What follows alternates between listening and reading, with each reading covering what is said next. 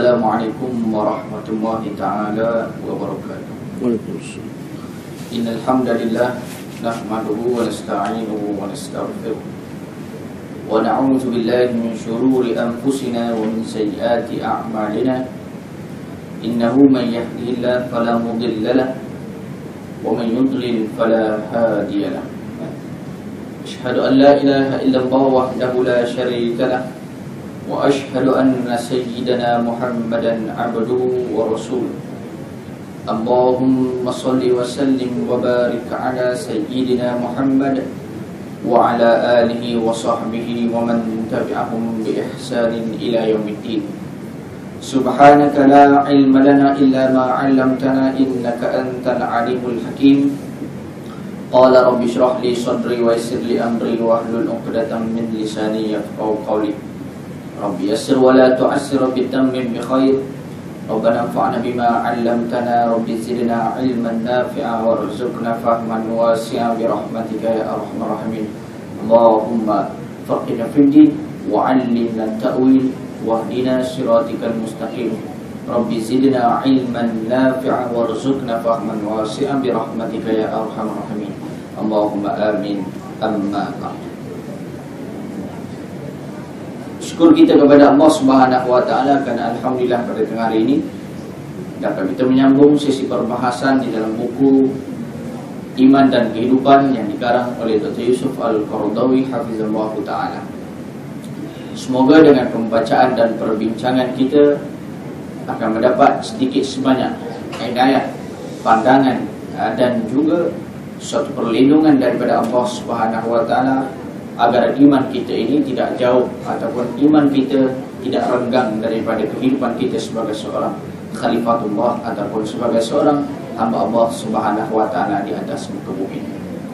Muslimin muslimat yang dirahmati Allah Subhanahu wa taala, kita akan terus kepada subtopik yang kedua. Setelah mana kita membahaskan mengenai redha, yang mana redha ataupun kesenangan ataupun ketenangan ini dia adalah merupakan sifat bagi mereka yang beriman kepada Allah Subhanahu wa taala. Subtopik kita yang kedua pada tengah hari ini ialah iman menimbulkan perasaan aman. Pada subtopik yang pertama, antara faktor yang menyebabkan seseorang tersebut mudah ataupun akur ataupun redha dengan ketentuan Allah Subhanahu wa taala kerana mereka menghargai anugerah yang telah dikurniakan oleh Allah Subhanahu wa taala. Maka itu faktor yang pertama pada hari ini. Dan faktor kedua, bagaimana sifat redha ini boleh didapati adalah dengan mereka menimbulkan perasaan iman mereka kepada Allah Subhanahu wa taala, maka akan lahir keamanan di dalam diri orang yang beriman kepada Allah Subhanahu wa taala. Pengarang menyebutkan bahawasanya sebagaimana orang mukmin itu dia tidak pernah menyesali terhadap apa yang telah berlaku. Kalau tuan-tuan masih ingat lagi, saya pernah membacakan satu syair yang menyatakan, satu syair Arab yang menyatakan likulli fatin fat wa likulli atin at. Apa maksud dia? Setiap apa yang dah berlaku, kata penyair, setiap apa yang dah berlalu, dia akan berlalu. Dia tidak akan ke depan balik. Umur kita pada hari ini, kalau kita umur 30-an, kita tak akan patah balik kepada umur 20-an ataupun 10-an. Kita tak akan patah balik pada umur kanak-kanak dan sebagainya.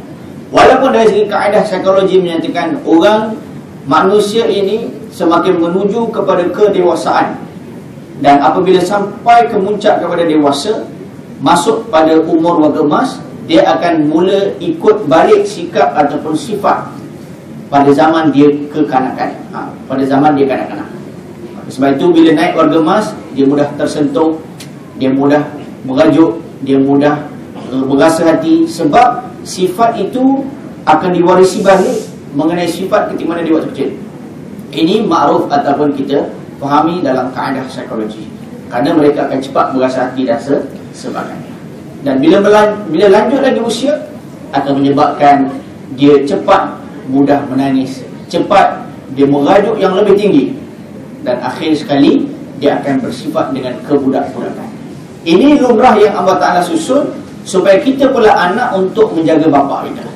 Kerana sampai satu tahap, mak ayah kita bila dia jadi warga emas, dia sudah melangkau usia emas, maka ketika itu dia akan jadi seperti mana kita dulu jadi kanak-kanak, yang mana mereka mendidik kita. Nak makan dah tak berupaya, kita kena suap. Jadi anak kita dulu kita suap waktu kecil, maka bila dah tua nanti mak ayah pula kita akan suap kerana dia tidak berupaya. Itu sebab itu mereka menyatakan bahawasanya sikap ataupun sifat yang ada pada kanak-kanak tersebut akan berada pula kepada mereka yang meningkat dewasa atas faktor keupayaan, atas faktor keupayaan dan sebagainya. Okey. Jadi penyair mengatakan likulli fatin fat. Setiap apa yang dah berlaku dia akan berlaku. Walikulli atin at. Dan setiap apa yang datang dia pasti datang. Jadi kita perlu ambil satu pendirian yang tegas, seperti mana penyair ini sebut. Benda yang dah berlalu, kalau jadi orang beriman, benda dah berlalu, ambilkan dia sebagai iktibar ataupun sempadan, supaya kita tidak menjadikan perkara tersebut sebagai satu batasan menyebabkan kita tidak redha terhadap apa yang Allah Ta'ala tentukan. Maka sebab itu penyair mengatakan walikulli atin at.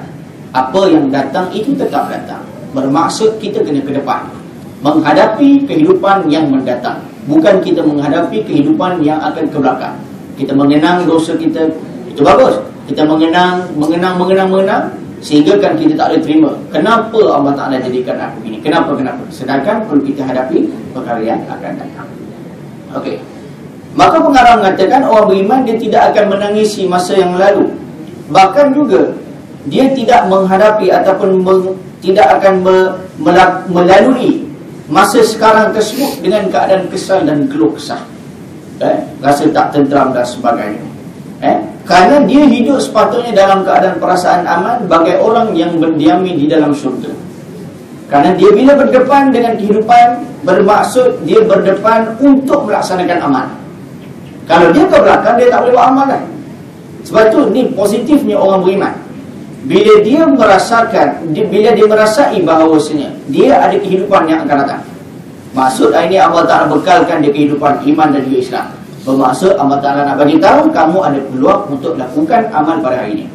Itu positifnya orang beriman. Jadi dengan hasil positif tersebut menyebabkan mereka menjadi perasaan aman, tidak ada rasa keluh kesah dan juga sebagainya.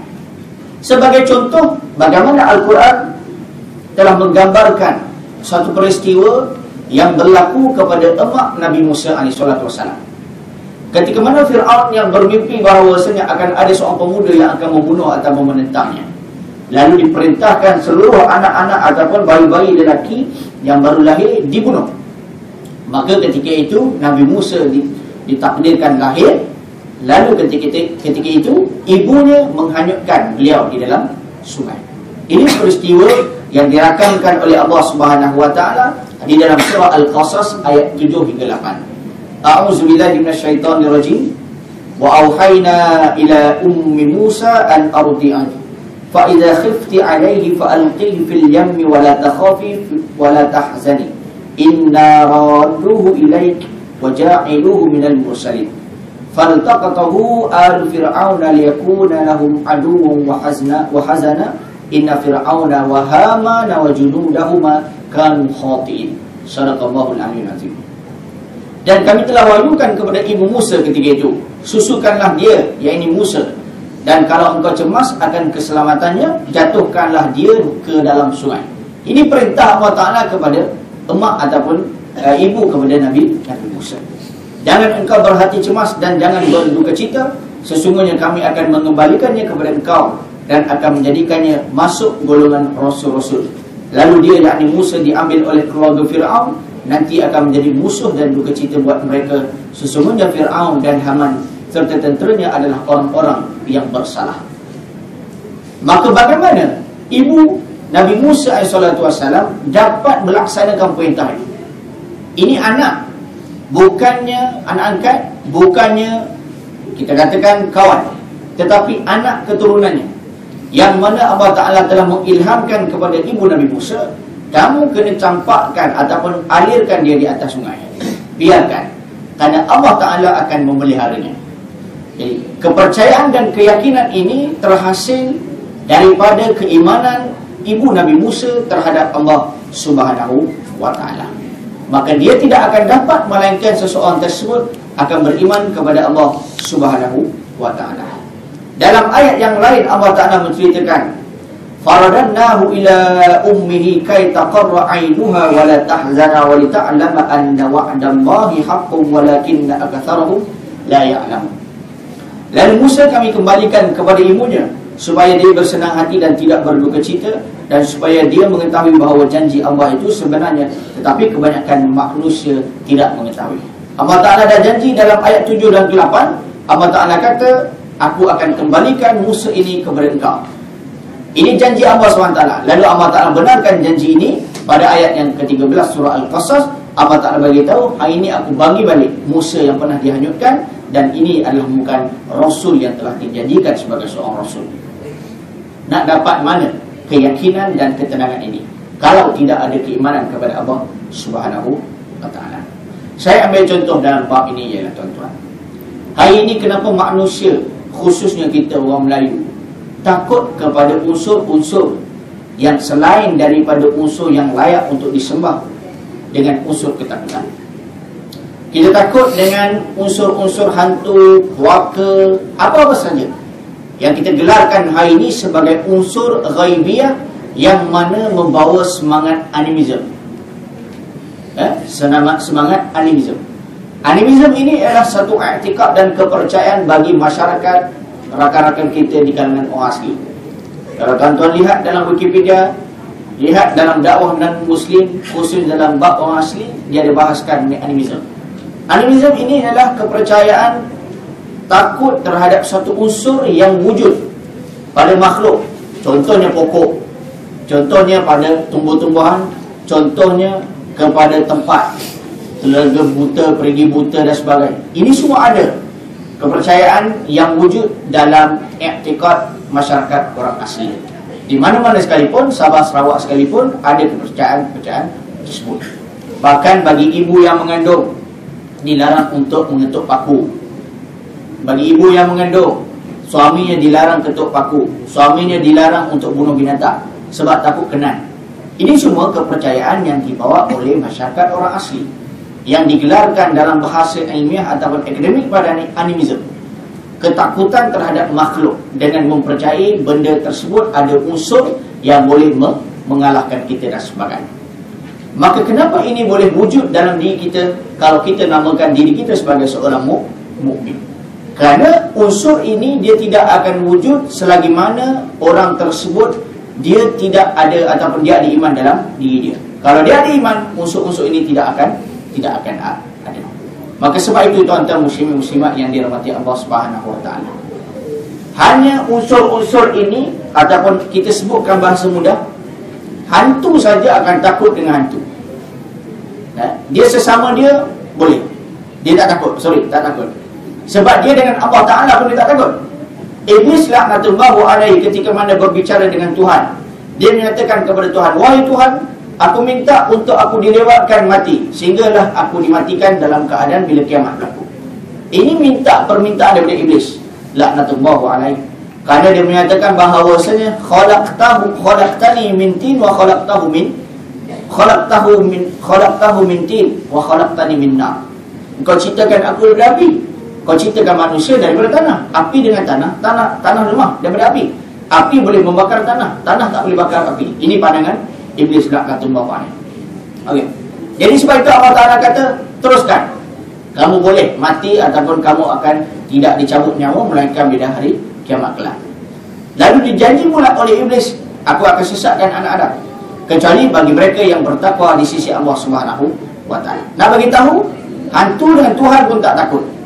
Maksudnya dia dengan zat yang menciptakan dia tak takut, tapi hari ini kita takutkan kepada zat yang telah menciptakan dia. Kan terbalik, kita takut kepada hantu sedangkan hantu juga diciptakan oleh Allah Subhanahu wa Ta'ala. Kita bukan berkata dengan takbur, tapi atas kepercayaan dan i'tikad kita sebagai seorang beriman. Jangan kita meletakkan unsur-unsur ini melebihi kepercayaan dan ketakutan kita kepada Allah Subhanahu wa ta'ala. Sebab itu bila orang tersebut dah jadi hantu, hantu pun tak takut ataupun tak kacau dia, sebab dia dah sama level hantu dengan hantu. Sebab tu saya sebutkan sebelum ni bahawasanya jarang sekali orang yang melaksanakan kemaksiatan dia diganggu oleh benda-benda sebegini. Yang selalu kena ganggu orang-orang ataupun mereka-mereka yang nak beriman kepada Allah Ta'ala. Dia dah mula nak berubah, jadi dia akan diganggu oleh makhluk-makhluk sebegini. Jangan kata orang yang baru nak beriman, kadang-kadang orang dah beriman pun kena ganggu. Rakan saya seorang hafiz daripada Universiti Al-Azhar, keluarga kena bom api yang di Johor tahun lepas. Ini hafiz 30 juzuk, kita yang tak hafiz ni, yang hapus ni, apa jadi? Sebab tu nak begitu, Allah Ta'ala akan uji mereka-mereka yang layak untuk diuji. Bagi sebalik daripada mereka yang tidak diuji, mereka-mereka yang duduk dalam lembah maksiat dan sebagainya. Kenapa? Kerana mereka ini sama level dengan mereka yang nak menguji tersebut. Sebab itu jarang kita lihat, jarang, saya tak sebut tak ada, jarang berlaku. Kenapa? Dia sama-sama level ketika itu. Okey. Perkara yang kedua, manusia pada hari ini yang tidak beriman kepada Allah Subhanahu Wa Taala, dia tidak boleh mencapai perasaan aman kerana tak beriman. Dalam masa yang sama, punca yang lain ialah kerana dia akan cepat cemas apabila melibatkan urusan harta benda. Ini hubbud dunya wa karahiyatul maut. Cintakan dunia sampai takut dan benci untuk mati. Maka jangan berangan orang jenis macam ni, dia akan dapat perasaan ketenangan dalam diri dia. Yang menyebabkan ketika itu dia akan beriman kepada kebendaan. Maksud beriman bukan disembah, tapi maksudnya dia akan merasakan kebendaan ini sebagai benda yang utama, yang menyebabkan perasaan aman dan ketenangan tidak akan ada dalam diri dia. Maka bila ada perasaan sebegitu, yakin dan percaya, ibadah kita akan menjadi pengacau kepada kebendaan kita. Kita merasakan bahawasanya ibadah ini pengacau. Kita sedang kumpul harta, sedang buat tugasan yang melibatkan harta benda, kita akan rasa kalau solat ni buang masa, kalau pergi sembahyang Jumaat ambil masa 2 jam, buang masa saya.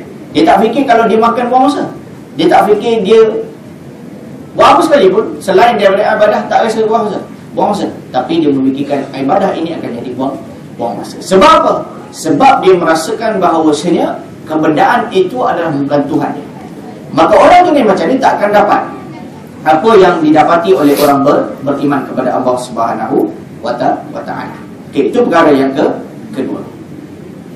Perkara yang ketiga, seperti mana disebutkan di dalam surah Al-An'am ayat 81 dan 82. Allah Subhanahu wa Ta'ala menyatakan, "Wa kaifa akhafu ma asyraktum wa la takhafuna annakum asyraktum billah ma lam yunazzil bihi 'alaikum sultana. Fa ayyul fariqaini ahaqqu bil amni in kuntum ta'lamun.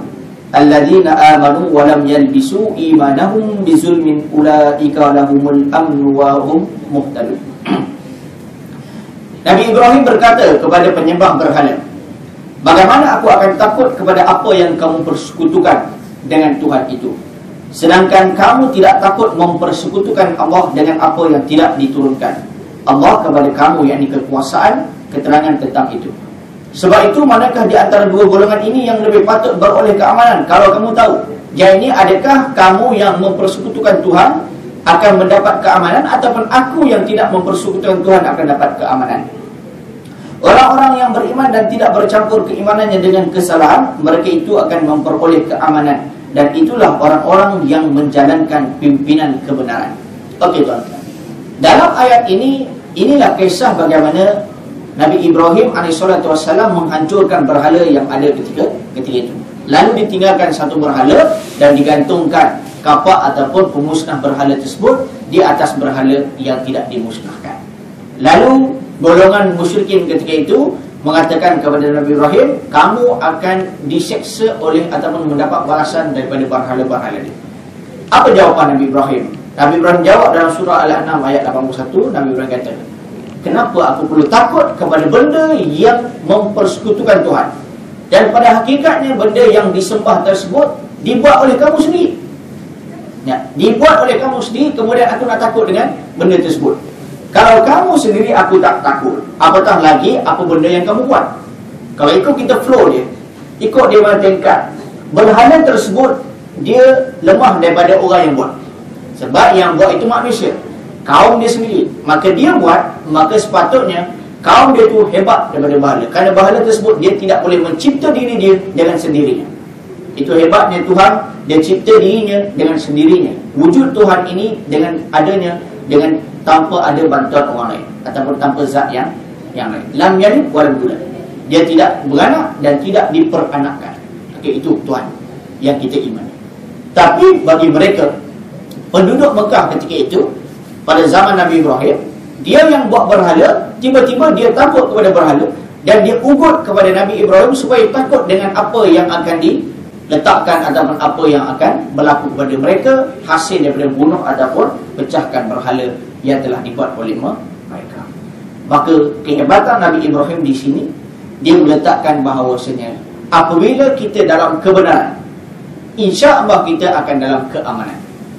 Apabila kita dalam kebenaran, kita akan berada dalam keamanan. Ini satu kunci yang perlu kita faham. Sebab itu tuan-tuan muslimin muslimat yang dirahmati Allah Ta'ala, mana-mana sektor sekalipun, baik jabatan agama, baik badan NGO, baik kita sebagai seorang yang terlibat aktivis dakwah, mana-mana sekalipun, kalau kita merasakan platform tersebut adalah platform kebenaran, kita merasakan kita buat kerja betul, kita merasakan ini tugas kebenaran, yakin dan percaya, tak perlu tak takut. Sebab apa? Hari ini orang yang buat benda-benda yang bukan-bukan ini, dia lebih tak takut berbanding kita. Dia lebih tak takut berbanding kita. Kalau tak ada orang nak mencuri ini, dia punya keberanian tersebut lebih hebat daripada kita. Dia merasa aman. Itu maksud dia, saya nak beritahu. Dia rasa aman, dia rasa tenang je bila dia nak mencuri, dia rasa tenang saja bila dia nak buat kejahatan. Sebab apa?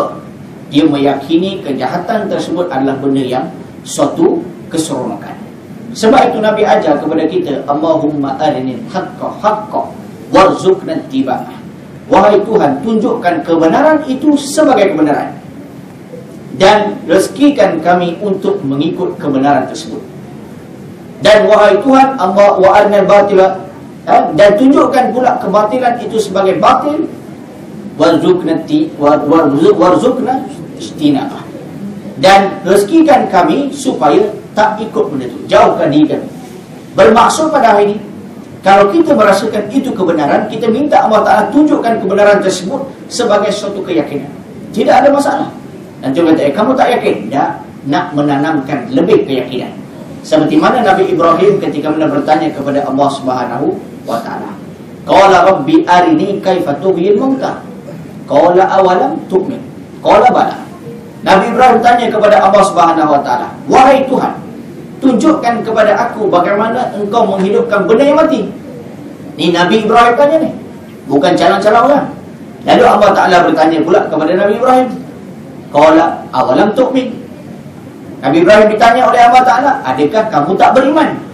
Nabi Ibrahim kata, bala, bahkan aku beriman, walakin liyatma'inna qalbi. Tapi Nabi Ibrahim kata, tujuan aku tanya supaya nak menenangkan hati. Maka doa yang diajar oleh Nabi tersebut adalah merupakan cara bagaimana kita nak tenangkan hati supaya kita meyakini kebenaran itu kebenaran dan kebatilan itu sebagai kebatilan. Itu perkara yang ketiga. Perkara yang keempat, bagaimana orang mukmin boleh merasai aman dalam diri dia apabila dia tidak merasakan ajal itu merupakan satu perkara yang mustahil. Bermaksud dia tak takut mati. Istilah itu. Tak takut mati. Kerana dia beriman dengan Allah Subhanahu wa Ta'ala berdasarkan dalam ayat A'udzubillahi minasyaitonirrajim wa la yu'akhirullahu nafsan idza jaa ajaluha. Dan Allah Subhanahu wa Ta'ala tidak akan memperlewatkan, tidak akan menangguh kepada satu diri apabila ajalnya telah tiba. Kalau bila sampai ajal, maka kita akan mati. Maka orang yang beriman, dia tidak akan takut dengan kematian, kerana dia merasakan kematian ini adalah bukan jambatan untuk dihidup lebih lama, iaitu dihidup di akhirat kelak, sama ada syurga ataupun neraka. Sebab itu saya nak sebutkan di sini, dunia ini adalah merupakan mazra'ul akhirah, iaitu tanaman kepada untuk kita capai akhirat. Dalam bahasa Arab sebut ad-dunya mazra'ul akhirah. Dunia ini tanaman untuk kita bawa kepada akhirat. Dan saya nak sebut juga dunia ini merupakan jambatan akhirat. Jambatan akhirat. Bermaksud jambatan pada hari ini. Ini dunia ini jabatan. Dunia adalah jambatan. Bermaksud pada analogi saya nak bagi tahu. Analogi yang mudah saya nak bagi tahu. Ada tak manusia yang cerdik, yang waras nak duduk sebelah ataupun tepi jambatan? Ada tak? Dia waras, tak waras, tapi nak duduk tepi jabatan. Dia tak nak pergi akhir jabatan tersebut. Matlamat dia sepatutnya dia kena seberang jabatan, tapi dia duduk kat jabatan tersebut. Saya nak hidup kat sini sampai bila? Tak ada. Tak, rakan kita yang diberikan pujian oleh Allah Ta'ala yang duduk bawah jabatan, kalau tanya dia sendiri, dia pun tak nak duduk bawah tu. Tapi Allah Ta'ala uji dengan kesempitan dan sebagainya. Analogi yang saya nak bagi tahu bahawa kita hanya duduk ni dunia, ni jabatan dia. Kita nak pergi akhirat, akhirat dekat sini. Maka kita pikul semua benda yang ada di dunia ini yang kita nak bawa ke akhirat. Itu yang dimaksudkan ad-dunya mazra'ul akhirah. Dunia ini jambatan, dunia ini tanaman untuk kita bertemu di akhirat. Maka tanam dulu di dunia. Tanam dulu apa yang kita nak tanam, maka kita akan semai pula di akhirat kelak. Maka sebab itu orang mukmin dia tidak akan merasakan ketakutan terhadap kematian. Bahkan dia menunggu kematian tersebut dengan dilaksanakan amal ketika itu. Supaya apa? Dia boleh tuai balik apa yang dia nak pakai ketika mana dia di akhirat kelak. Okey, itu perkara yang keempat. Kemudian perkara yang kelima, yang seterusnya yang kelima, yang terakhir, kita boleh nyatakan bahawasanya di sini harta benda, kesenangan dan kemewahan dunia itulah yang menyebabkan manusia yang patut beriman kepada Allah Subhanahu wa taala menyebabkan mereka tidak boleh beriman kepada Allah Subhanahu wa taala. Kerana kegusaran al-ghummah. Kegusaran ini al-ghummah wal hummah, kesedihan, kita namakan kedukcitaan yang berlaku dalam diri dia kerana dia terpaksa meninggalkan kemewahan. Apa yang ada pada dunia ini terpaksa ditinggalkannya dengan menyatakan bahawasanya ini hasil yang saya dah buat, kenapa saya perlu tinggalkan? Maka ketika itu takutlah dia kepada mati. Sebab itu bagaimana Islam dan juga agama ajar kepada kita. Nabi ajar bahawasanya pergi ziarah kubur. Dan pergi ziarah kubur bukan buat khurafat. Ziarah kubur mengambil iktibar. Mengambil iktibar supaya nak bagi tahu kita akan mati. Maka kalau orang yang waras dan bukan waras, kalau orang yang cerdik, bila dia lalu tepi kubur, Nabi ajar bagi salam. Betul? Bagi salam. Hatta kita lalu barang di highway ke di mana-mana sekalipun, contohlah siapa yang duduk di mana? Di Ulangat contoh. Ulangat tu kena selak kubur dulu baru jumpa jalan. Maksudnya banyaknya kubur di Ulangat. Contoh saya bagi contoh. Daripada batu 10 di Balai Polis tu, kalau tuan-tuan masuk sampai ke batu 23 Sungai Dui tu, saya boleh sebutkan beberapa selang beberapa batu banyak kubur situ. Tapi Islam ajar itu cara bagaimana kamu nak jadikan ini sebagai pengajaran. Maka Islam ajar kamu kena bagi salam. Dan apa yang Nabi ajar? Bagi salam, Assalamualaikum. Betul? Okey, salam sejahtera kepada kamu ya ahlul kubri, sebagai ahli kubur. Kemudian Nabi ajar lagi. Apa dia? Dia ajar kepada kita bahawasanya antum sabiqun. Apa maksud dia? Kamu mendahului kami. Wa nahnu insya'allahu lahumul khaliqun. Lahikun. Kami pula akan bertemu dengan kamu. Apa maksud dia? Nak maksudnya kepada kita akan mati. Jadi orang yang mana dia faham apa yang Nabi ajar, dia bukan semata-mata doa, dia bukan semata adab untuk menziarahi kubur, tapi dia merupakan satu signifikan isyarat supaya kita faham. Lepas ni kau pula masuk dalam tu. Istilah mudah pada hari ini, kalau kita nak bahasa yang agak power sikit, istilah saya, bahasa yang agak kasar, bahasa yang agak menyentuh kalbu bagi orang muda, sebut begini, salam sejahtera, Assalamualaikum, kamu dah masuk, lepas ni aku pula mati. Kita bagi sentap sikit hati kita supaya nak bagi tahu, lepas ni kamu pula mati. Kamu jangan duk ingat kamu boleh duduk atas highway, lepas ni lalu kamu je bagi salam, lepas ni kamu pula masuk situ, orang lain bagi salam kepada kamu. Itu bahasa sentap kita supaya apa? Kita sedar, kita kena mati. Dan kita akan mati. Bila kita akan mati, kita akan merasakan persediaan untuk kita mati. Banyak analogi yang kita boleh buat. Ini orang balik kerja nak masuk tol, dia terpaksa keluar kelang kabut. Kadang-kadang duit jatuh, dia duit jatuh dari tingkap, nak bayar tol. Itu persediaan kita nak lepas tu tersebut. Hari ini persediaan apa kita nak bekalkan kepada Allah SWT. Sepatutnya kita kena kelam kabut hari ini supaya kita sediakan bekal yang boleh bertemu dengan Allah SWT dalam keadaan kita diridai ataupun diampuni oleh Allah SWT. Wa naktafi bihadzal qadar, dan kita cukup sekadar pada hari ini. Apa yang baik itu daripada Allah SWT dan buruk daripada kelemahan diri saya sendiri. Aku liqauli hadza wa astaghfirullahal azim li wa lakum wa lisairil muslimin wal muslimat fastaghfiruh innahu huwal ghafurur rahim. A'udzu billahi minasyaitonir rajim. Bismillahirrahmanirrahim. Alhamdulillahirabbil alamin wassalatu wassalamu ala asyrafil anbiya'i wal mursalin sayyidina Muhammad wa ala alihi wa sahbihi ajma'in. Allahumma ja'alna minal ladzina yastami'una al-qawla fayattabi'una ahsana. Allahumma arina al-haqqa haqqan warzuqna ittiba'ah wa arina al-batila batilan warzuqna ijtinabah. Wa sallallahu ala sayyidina Muhammad wa ala alihi wa sahbihi wa sallim. Walhamdulillahirabbil alamin. Tasbih kafarah dan surat subhanaka Allahumma wa bihamdik asyhadu an la ilaha illa anta astaghfiruka wa atubu ilaik. Bismillahirrahmanirrahim. Wal 'ashri innal insana lafi khusr illa alladhina amanu wa 'amilus solihati wa tawassaw bil haqq wa tawassaw bis sabr. Wa sallallahu ala sayyidina Muhammad wa ala alihi wa sahbihi wa sallam. Alhamdulillahirabbil alamin. Assalamualaikum warahmatullahi taala wabarakatuh.